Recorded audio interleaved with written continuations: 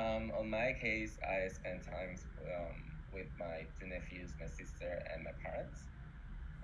We are doing some family parenting of the kids. And they got this present, the oldest one got this present of a drone. And I was really angry at my dad for giving him a drone. And I was like, why are you giving me a kid of 8 years old a drone? That is a very plastic drone. And then when I see him playing with the drone, I was like, oh, that's why you were a dad and I'm not a dad. Because he has never played with a drone, so he was crushing the drone all the time. So if he would have spent $200 on a very nice drone, that drone would have lasted less than 5 minutes because my nephew didn't know how to, So that was a really nice lecture of parenting for me, of how things, sometimes you gotta do it that way. So it was cool. It was nice. And then we will start with our session today. MS, would you like to take it away? We are doing just the link that is here in the agenda for anyone. So try it. Yep, yeah, it's right in the TEC retrospective board. I'll share my screen. Let's see here. You can see my screen okay? Cool. So what we have here is a more fleshed out and filled out version of what we were discussing last week with the original framework that we were discussing, imagining the new member life cycle of somebody joining the community. So imagining you have somebody who's learning about the community, about TEC, their first day into the community, and then from that point forward, getting to full efficacy, being able to join working groups and really starting to take on tasks and become involved in various areas of the ecosystem. So I think what I would like to propose is that I start by giving the frame of reference that we've kind of placed on each of these columns. Jean, I saw the idea for the M1, M2, M3. So I actually implemented that already. So having it be milestone 1, milestone 2 up top here, just to give it a little bit more removed from expectations. I saw that comment too. That was Gideon. Oh, it was Gideon? Sorry, Gideon. I thought it was Eugene. I was imagining it. So we can dive right in. So let's start with the purposes. The first one actually came from a conversation that Gideon and I had about the pre-work that happens before an individual joins TEC. So this is the learning about or coming across TEC phase, where people maybe stumble into the Medium articles, Twitter, they're searching for key interests. I know for me, for example, I ended up kind of falling into the community because I was doing a lot of research around CAD and some token engineering pieces that I was really interested in. And one thing led to another, and before I knew it, I went into the world of TEC. So once they come across TEC, they find that they want to engage and join the community, we hit milestone 1. Think of milestone 1 as what we've been talking about on the calls as day 0. So they just landed into the community. It's their first day there. Where do I go? What do I do? And then from the TEC side, how do we help people know where to go and what to do? And I'll go through each of the other swim lanes in a moment here. I just want to give the overview on each column first. So then milestone 2 is the figuring things out phase. So after a small amount of time, reading, learning, figuring out how to contribute, this milestone should be the catalyst of transformation from learning to doing. So people diving in, learning, starting to really get a good grasp and feel from some of the calls they've been on, some of the articles that exist out there, going deeper into maybe podcasts or something that really says, all right, this is something I'm really interested in, passionate about, and I want to start diving into and working on. So once we come out of milestone 2, we go into milestone 3, which is really a check-in and an opportunity to facilitate a conversation to make sure that the member is engaging, not engaging, and then how we could help facilitate that process or bring engagement about a little bit better if there's open questions, information like that. And then the final milestone is what I like to think of as like the reflective or the learning opportunity for us, for the next member to make that process even better. So at the end of it, when we feel that the member has gone to a full efficacy, joining working groups and tasks, and they feel really comfortable in the ecosystem, what can we learn from their experience getting to that point? to make the onboarding process even better. Do the high-level milestones make sense just for the structure here? Cool. So I don't know, and I'll open it up to the team here. Do we want to go milestone by milestone, and I'll walk through each of the swim lanes, or do we want to talk first about the high-level milestones? Can we zoom in on milestone 4 again? I'm going to jump in the mirror board too.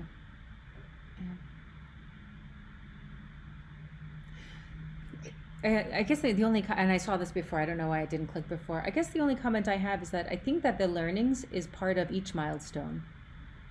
You know, we will learn what we could do better or not on each milestone, and maybe milestone 4 is what we could do better. I think we're going to find out what we could do better every time we have a touch point with a contributor, because they may say in milestone 3, I really liked this, but this got in my way, or in milestone 2. So I think from, I guess milestone 4 is a little ambiguous for me right now still. What I was imagining there, and the reason I have it called out as a specific milestone, is I imagine some point in time where we give a formal survey, very simple one, that lets the member really reflect on that experience too. So I do really like the point that we should probably have learning mechanisms on each milestone. But something that's like, all right, we're at point X now for this member's, member lifecycle journey. Can we use that as an opportunity to get like a meaningful, thoughtful feedback if they do it? So. Okay, it's basically like they're very active at this point, and we can, or they exited, right? One or the other. Yeah. Okay. Yep, exactly. And I think there's so much insight in both of those events that if we can get, even if only 10% of the people who weren't active filled it out, it might help us make the next round of everybody coming in even better. Cool. Anything else on the high level milestones? I have one thing. Actually, the note that I put in there was more about that can you zoom out? What's it called? The first column, which is called learning. Yeah, learning.tec. I was just thinking that it might be helpful to actually call that M1, and then have M2, M3, M4, and maybe M5.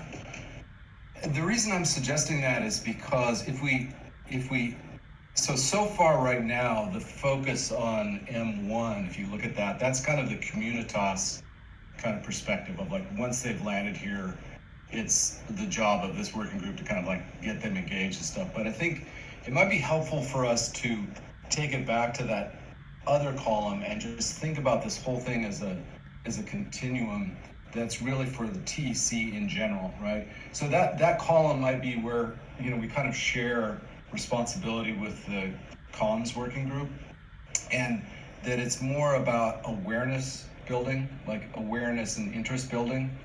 And that M1, like if you look at what you actually have there in M1, that's like really about learning. When they get there, are they learning, the right stuff? So like if I were just thinking about this, it's kind of like, how do you attract people in, and then once they're here, how do you educate them? And then I love the M2 is like from learning to doing. So does that make sense? It's just like thinking about first column as like awareness, and that's kind of a shared column between Communitas and communications.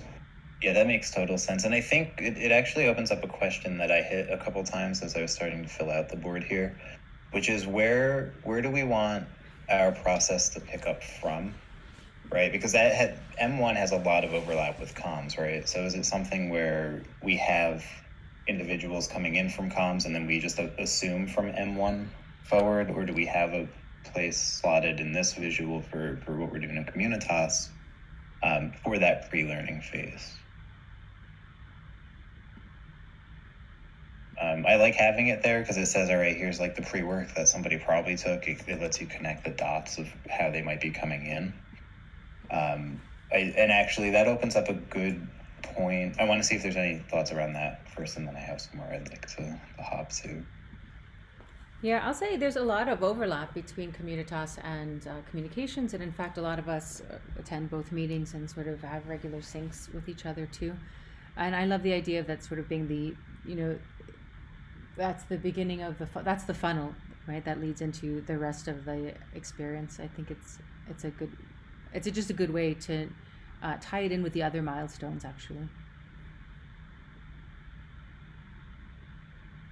Totally. Yeah, and I like having that intra working group relationship forming, so that way you know how things are ebbing and flowing from one to the other.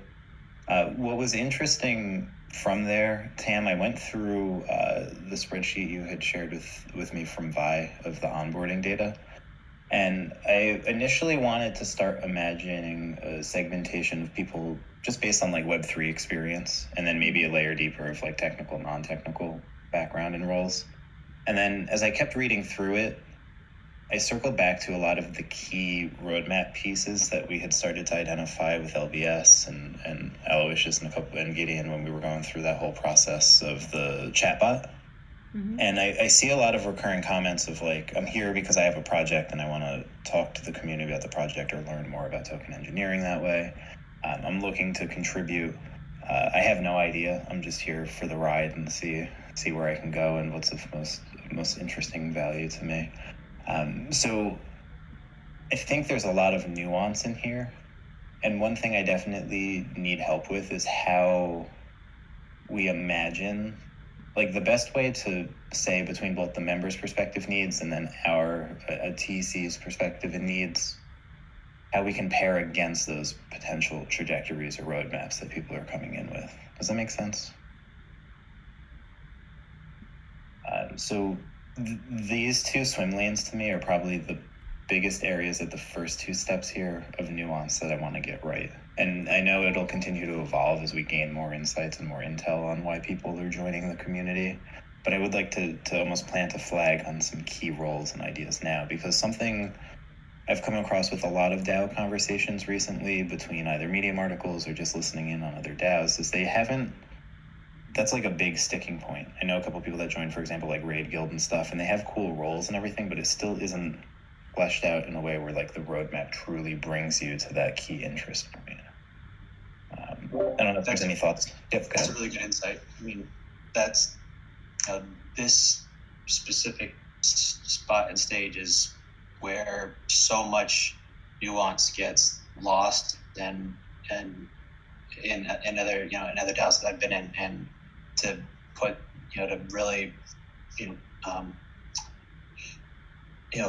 drill down to the details at this specific spot is a really excellent idea, because they're going to go vast. They're vastly different reasons and trajectories at that point, whether it's wanting to get involved specifically in the community, just having a project and wanting advice, and then just having some interest in not having any idea. They're very different reasons, but it's really good to really get the insights from the spot.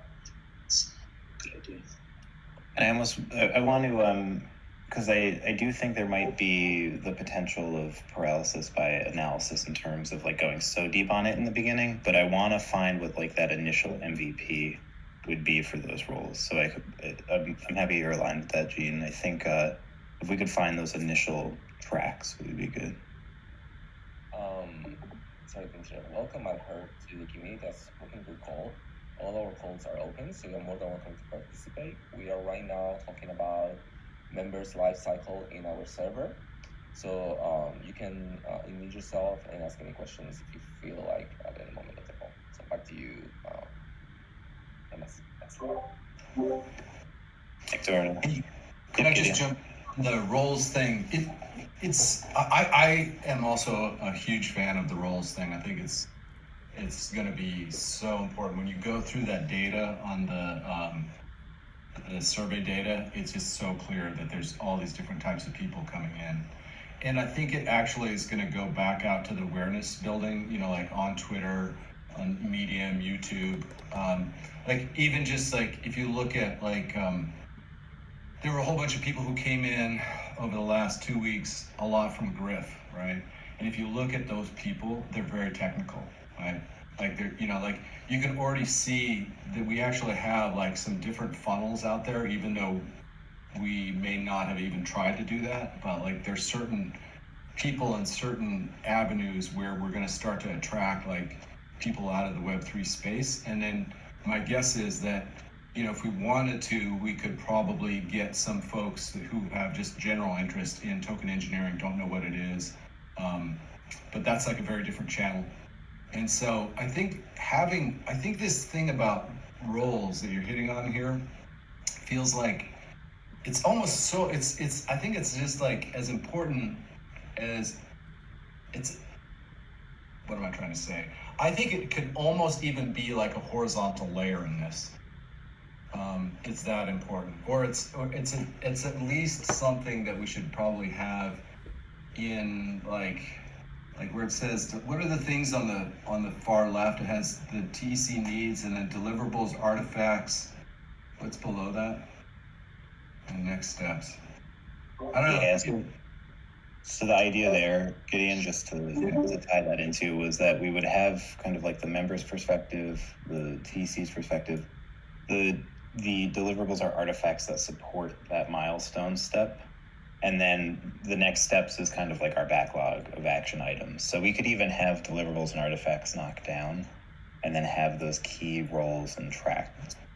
Is there a mechanism for just ascribing tags to a profile, maybe not necessarily viewable by them, and not necessarily a role, but like just subcomponents of roles or markers that they've individual users have met to get to this stage, at that stage. There is on HubSpot, which is part of it's going to be part of it's going to be one of the it's one of the teams in comms. So like approaching it from a marketing perspective, like Gideon said, like a funnel type of thing.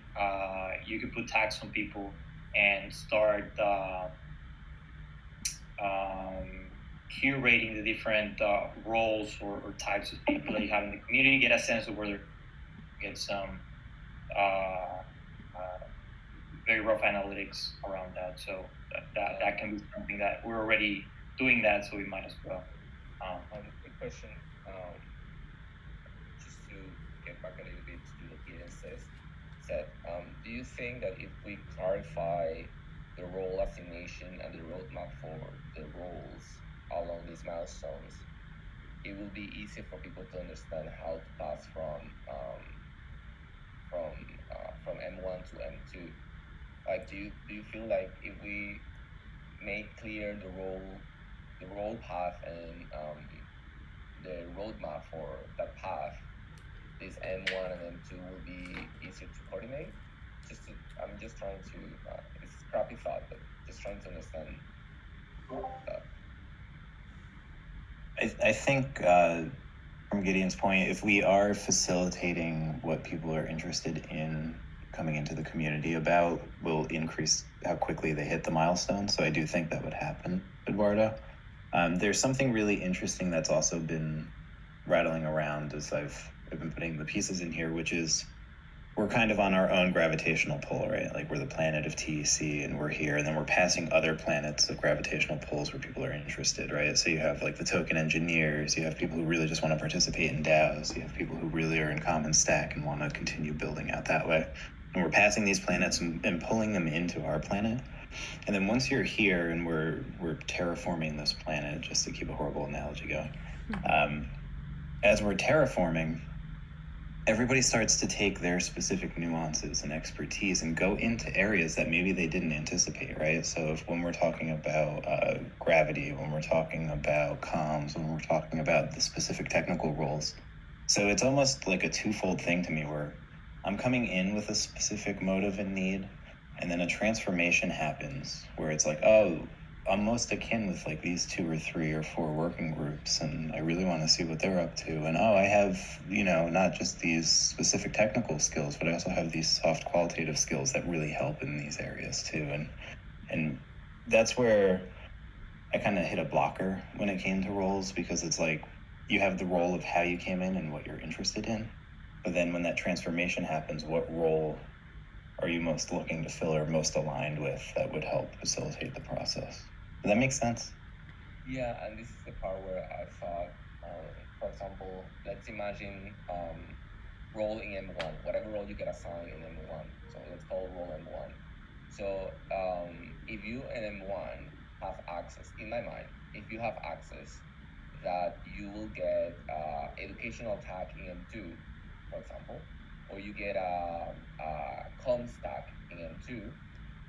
If I have clear vision of the different paths I've been provided. For example, if I get the tag in M2 of comms, then I know there could be the chance of translating. I know there could be the chance of Twitter. I know there's the chance of I know all the chances in between that tag. So I can explore it because I already know the information that sort of lies ahead. I can come up with a different possibility within comms probably, but like facilitating this kind of vision of what does this, let's say, role or tag implies could be really interesting to sort of for people having clear access to, so if I get the tag of comms or if I participate in comms, this means that I have all these options also, or I have all these opportunities, more than options. I have all these opportunities. The same way, if I get a tag in education, then I could go to labs. What does that imply educational wise? What does that imply being part of the academy? All this, like, if you become a guide, what are your options? So all these things could be interesting to have the roles, not only coming out with roles or the gamification of the roles, but also understanding what kind of information we are providing for the user when they get access to the role in M2 or in yeah. Sorry if it's really scrappy. I'm trying to get my head around it. No, it makes total sense, and I think the part that the part that's I've seen actually in several of the channels and in the orientation onboarding data that was provided by Vi, is there's this interesting thing where people are, not everybody, but there's a good amount of people that come in with a specific need or desire into TC, which is that education component. I have a project that I'm looking to promote. I'm really interested in augmented bonding curves, and I know this place is talking about it a lot. Like, all these different things they're coming in with. And it's almost like they go down that path for a while, and then that's where that transformation comes in. So it's hard to assume in M1 that somebody truly knows or is even here because they want to participate in a working group more than they're looking to, like, get deeper on a thing. And then as they continue to get deeper on that thing, they start to almost naturally evolve into that milestone of working group thoughts. Correct. Yes, and that's exactly because there is so much uncertainty. Once you enter the space, you arrive because X reason, education reason, or you want to present a proposal, for example, but you don't have a scope of what else is in here. You just want to submit a proposal. So I think having this option of clarity for the people, knowing that there's so many other options, and there's having this clarification will be really interesting. And also, yeah, I get what you mean, Mike. I agree on that. It's that point. I think is one of the keys for Graviton / guides. Is to once we know M1, someone enters M1 and is going to M2, that guide or that someone, that body system can provide the support of, hey, you have arrived at this point. What do you need? Like, do you need a one-on-one? Like, how can we help you to sort of get better at whatever you picked or whatever it is? Sorry, Tam, you have been muted. Sorry, I will listen to you. No, that's okay. Cool. So the way my thinking is heading now is just to challenge the use of the word roles, actually. Roles is quite, maybe feels a little confining, actually. You have a particular role in this Discord server. It means those are the functions that you carry out on this Discord server. And maybe we want to actually, I feel like we use that to try to figure out how to direct people from the survey. And looking at the survey data, we have curious, for partnerships, future contributor, education. So these are the self-categorizing sections that people can self-selecting sections we offer people. And I'm starting to think more of it as if, I wonder if we can come up with either areas of interest that people want to self-select for, or focus, somehow like at the state that they are in. This is also a very embryonic thinking right now too. So it's sort of like some state that they're in. And the way I see these different states or areas of interest is they would have their own path across the milestones, which will have overlap with other states or areas of interest, but there may be different incentive mechanisms for people in different focuses areas. For example, somebody that comes to our Discord server just to submit a proposal isn't going to need to go through the same milestones as someone who's come to our server to contribute in a working group. So each of these different, and I'm really sort of rejecting the word roles somehow. I feel like once somebody has a role, they almost feel like they can't do other roles. It feels very limiting, whereas you could have many areas of interest. So a person can, maybe be interested in proposals and in our culture and in education. So maybe what we could come up with is some sort of listing of areas of interest that people can self-identify with, and they can claim their own role and they can remove their own role through the Discord bot pretty simply with emojis, and people can come in and out of these areas of interest as they progress along their experience on our Discord server. That's where my thinking just landed. That's just kind of the exact thing I was thinking about with tags. Yeah, tags I think feels more right, I guess, because you could label, your interests change, your roles might change. I think that the two things are having like these areas of interest that are flexible enough, and then allowing people to opt in and out of them autonomously are probably two key elements we want to incorporate. Yeah, my hypothesis, sorry, Gideon, was just that people will start on one track and then hop to that other one too. So completely aligned with what you guys are saying. And then Gideon and Mount, you both had unmuted just for points if you have them. So go ahead, Gideon, sorry. No problem. So just building on a couple of these points, one of the ways that you often hear this described as engagement ladders, right? So, whether it's called roles or, there are lots of different ways to describe it, but they're kind of like tracks or ladders that are very specific. So an investor, somebody who's a prospective investor, is deciding whether or not they want to invest in TEC. The kinds of things that we would want them to be able to go through are going to be very different from, say, somebody who's just coming in and wanting to learn about token engineering.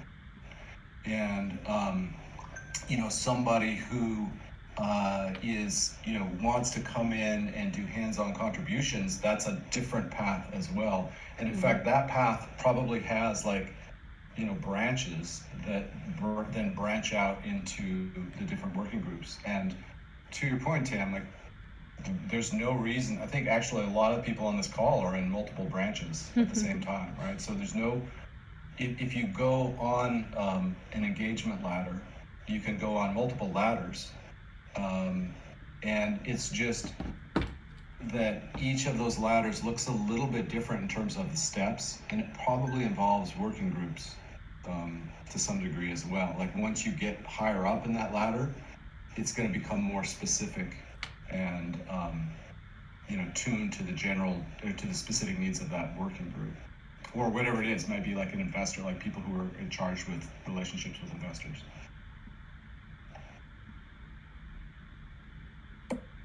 Cool. Matt, did you have a point? I just didn't want to cut you off either. Me? Yeah. I didn't know if you had a point when you unmuted before. And Yeah. I was thinking, from my experience, just connecting with people when I was doing user testing. A lot of people come wanting to, for example, they want to get token engineering services for their DAO or whatever. So would we want to have a system where there's a way for us to get those people and be like, okay, sure. You want a token engineer to do X or some other person to do so maybe like gravity or comms, right? You need some comm services for your DAO, or you need some conflict management. But right now you're like very, very bootstrapped, like not a lot of funds. So, but you have a lot of expertise, a lot of talent in your community, or just you. Is there a way that we would want to have like pay in spice kind of way, where it's like, okay, why don't we agree that we'll provide conflict management, like certain number of hours or whatever, and then you can do some coding for us, like something like that. Like if that's something we want to do, would that be too complicated in terms of like converting different hours of different tasks around? Because I feel like you just gotta leverage that self-interest. Like it's people are gonna come in and they're gonna want something, and I feel a lot of these is like, okay, fine, you come in, and where can we put you, or where can we orient you so that you can become involved in the community? The end goal is contribute to our community and help us grow and nurture it. But why they're like, sure, your community is cool, but I'm actually looking to nurture and grow my community. So is there a way for us to like sort of like create a synergy there? Would we want to start thinking about a system that could maybe go along those lines? I think I think it's a super interesting point, actually, and I think it's one of the paths that I'd love to continue the conversation around, where like if somebody's coming in specifically representing a DAO or even their project, that would be a part of the milestone facilitation. So I'm taking a note down because I want to imagine that, and I think stepping just one step back for me to help facilitate this, I can almost see the high level diagram where we have up on the screen here, which is like milestones and key points. And then there's almost like a systems flow diagram that can transpose over top of it that shows the specific paths. And what I need to do is find, like, as a community, what do we feel the specific paths are? So if it's representing a DAO, if it's wanting to participate, right? If it's wanting to just submit a proposal, like all these different key things. If I can get the common understanding and core points of those, I can start making almost like a choose your own adventure systems diagram to complement this. Does that make sense? It does make sense. Yeah. Yeah, that's exactly what I think it could be really helpful. It's to have this overview of what are the chances and possibilities once you choose an area of interest. That area of interest could be partnership. That area of interest, as Pam mentioned, could be funding. That area of interest could be learning, whatever it is. But then I think this concept of area of interest, it's for me, it's a get-go. It's a really nice space to sort of be horizontal, as Gideon mentioned, and truly be horizontal, because at the end it's all about what you feel like caring about, and if you care about partnership, then then that's your area of interest, and it's perfectly fine. We will find a way to sort of partner with that. But outlining these possibilities, at least for the options that we have on the survey. I mean, we go back to the survey, we have options already laid out of what area of interest you have. You have the area of interest application. We have layout this already on the survey. So we can use that as a base of reference to start building up how those area of interest expand, or what are like the possibilities within that. I want to welcome Quantum 369.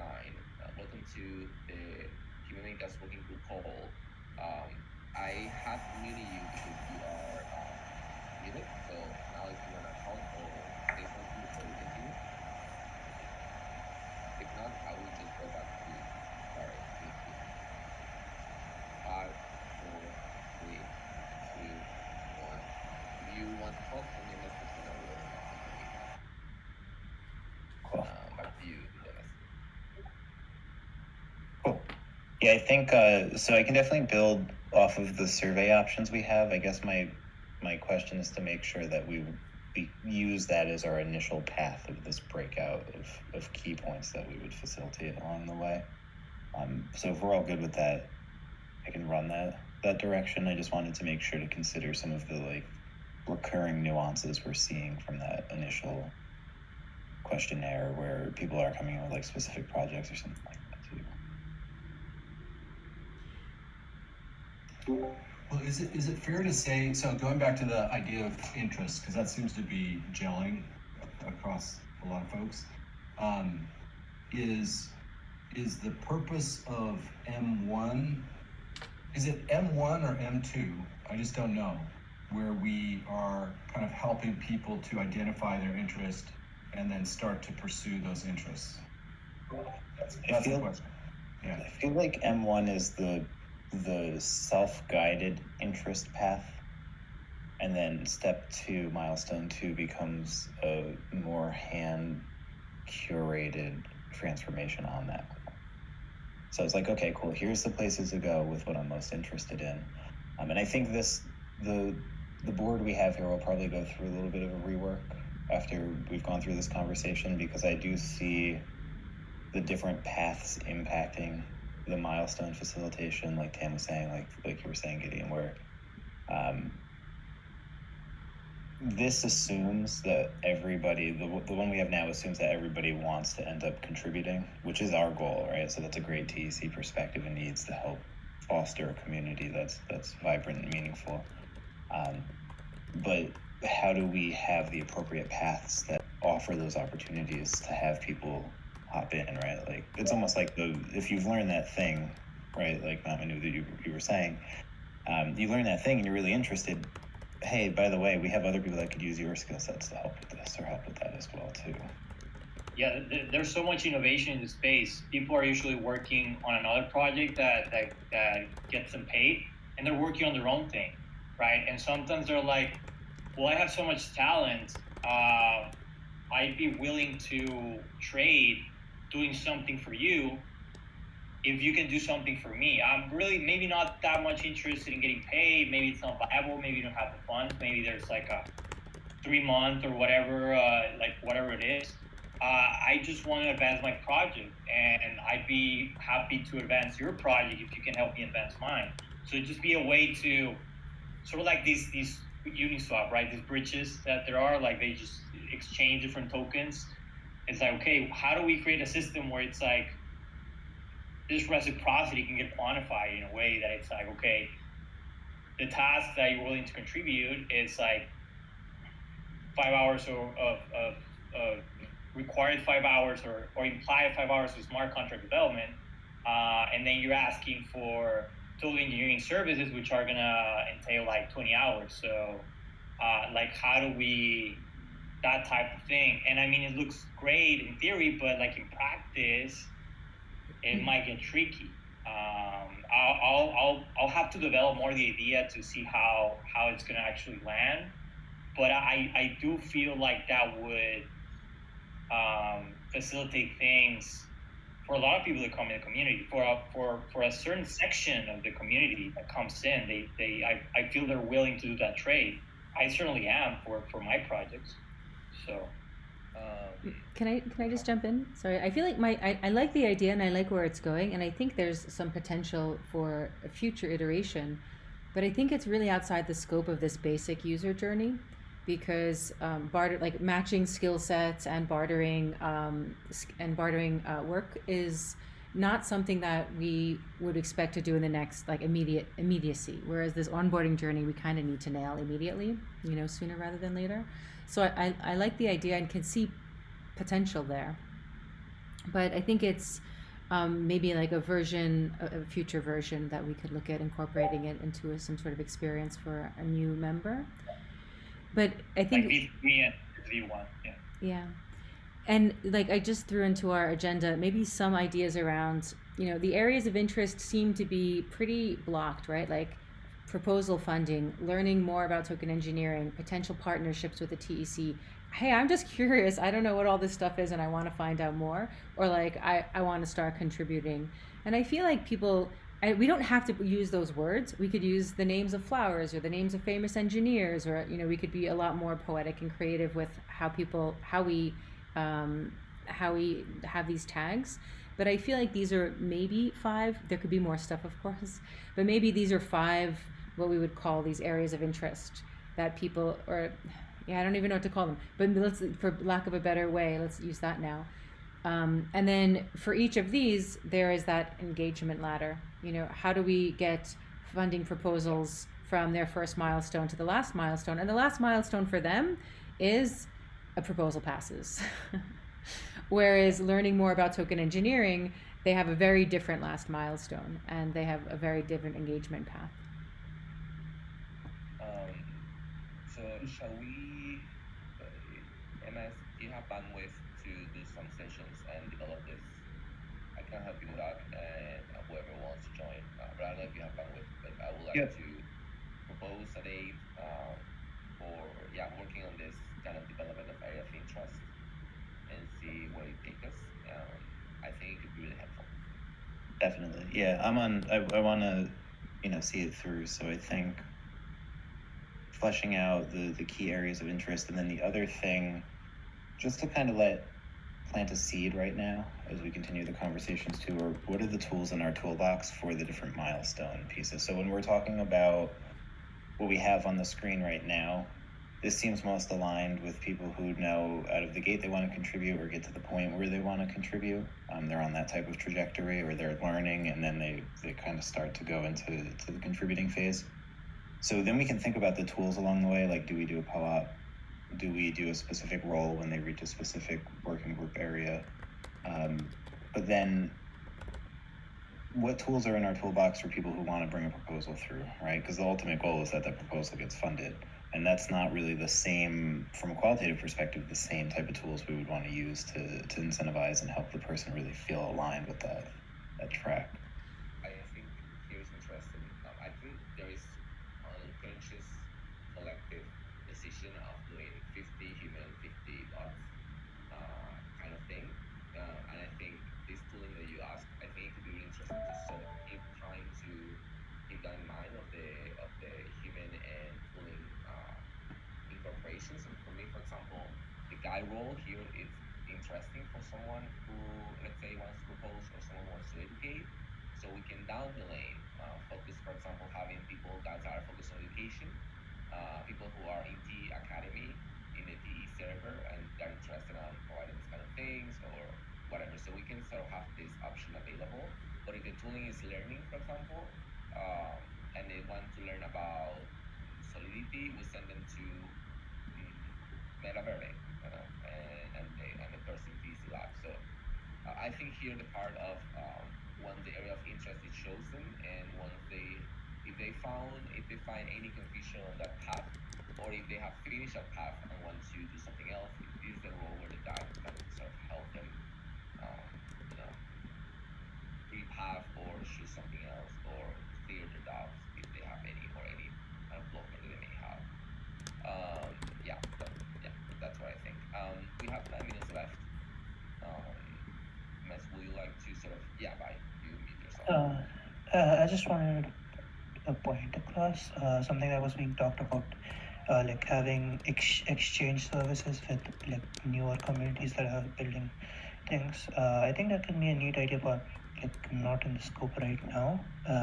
But like sometime later, maybe TC can have an internal service now.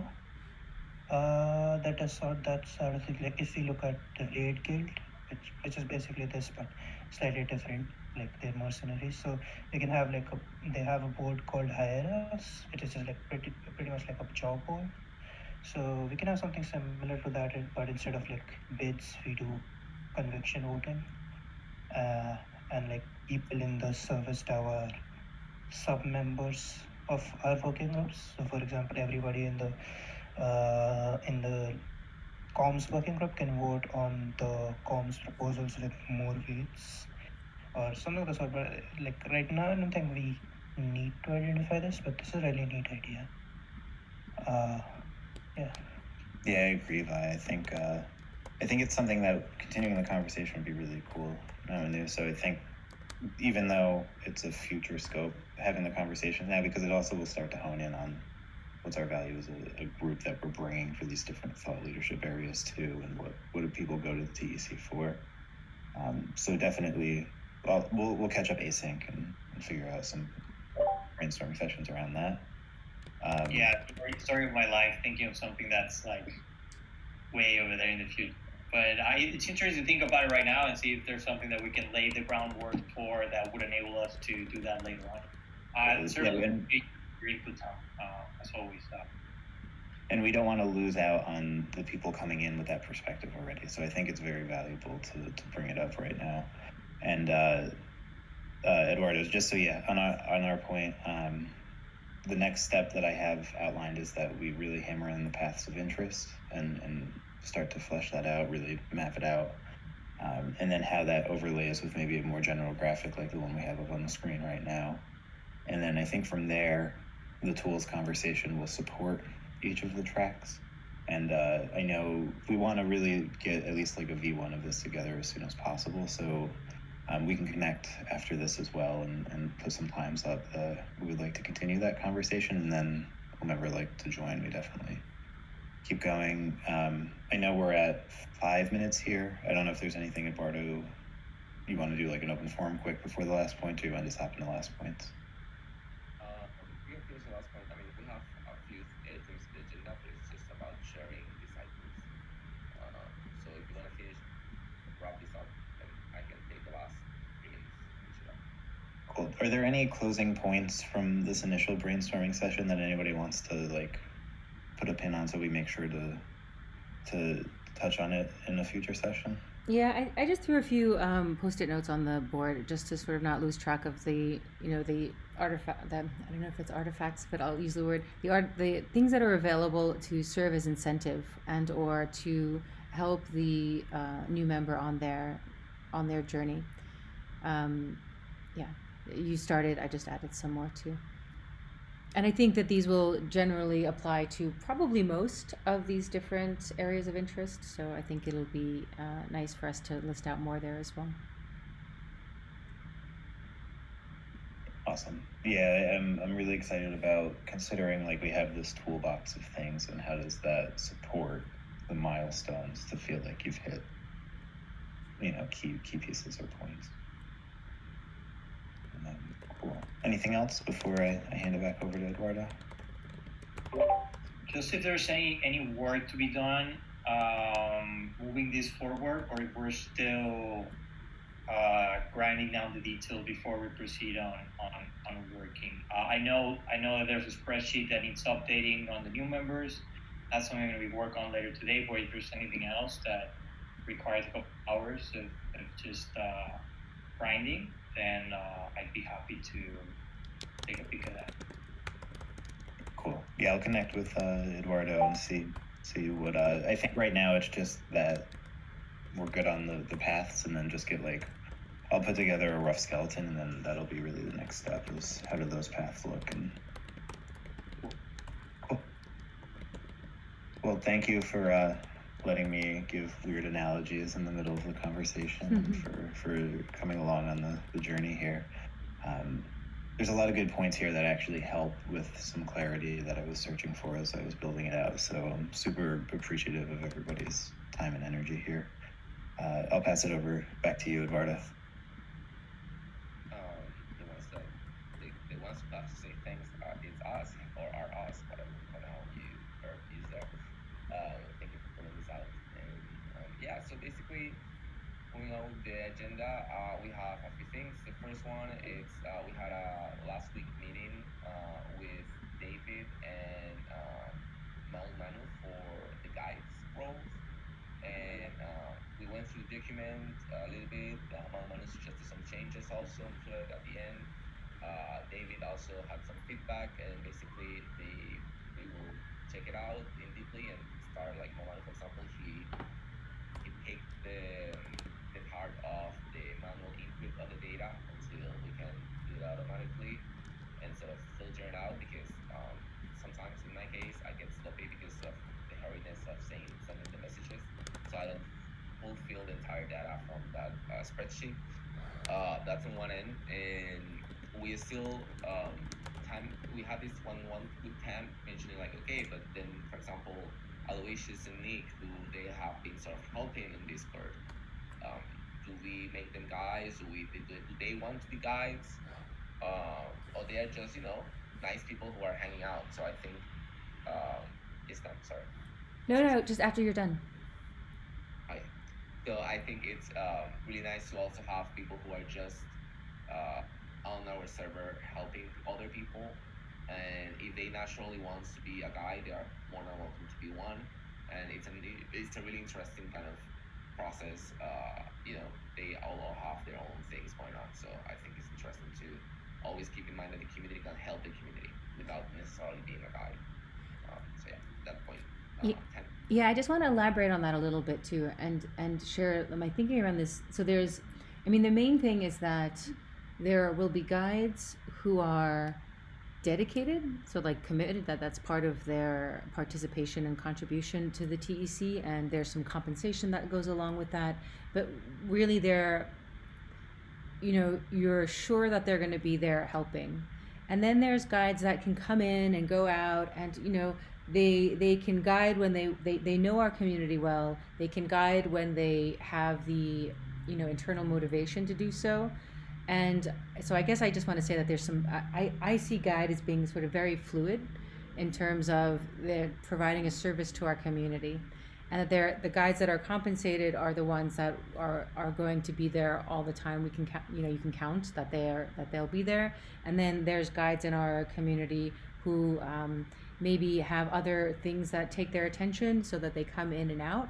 And I'd really love to hear what other people think about that actually as well. Whether the term guide should be reserved just for people who are, assuming that role, which is actually really a role. Like there's a list of tasks associated with that role, or if it's an homage to people who are in our community who are also helping guide people in the community. And I'd love to hear thoughts about this.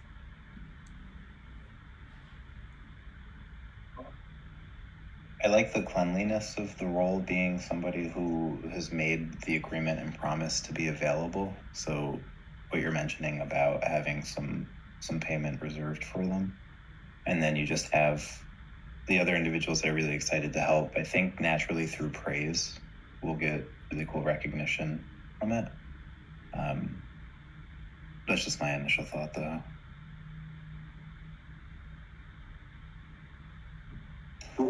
Just real quick, I could also see, the official guide. I don't know what the terminology would be, but there's this idea of the train the trainer model, which is you have guides who, really leverage their skills and their time by working with the unofficial guides, right? And maybe there's some difference in the name. There's the paid guides and the unpaid guides, the volunteer ones, but having the paid guides work through the volunteers as a way to kind of leverage their capacity to serve might be an interesting approach.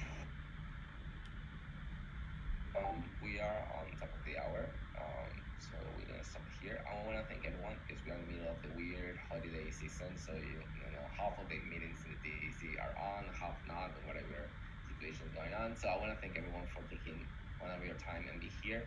Especially for UMS who took more than 1 hour to finish this document. So thank you so much for that. And I look forward to see you next week if holidays allows it. And then have a nice New Year's Eve if I don't see you around. Take care, everyone. Thanks, Eduardo. Thanks, everyone. Thanks so much. Thanks, everyone.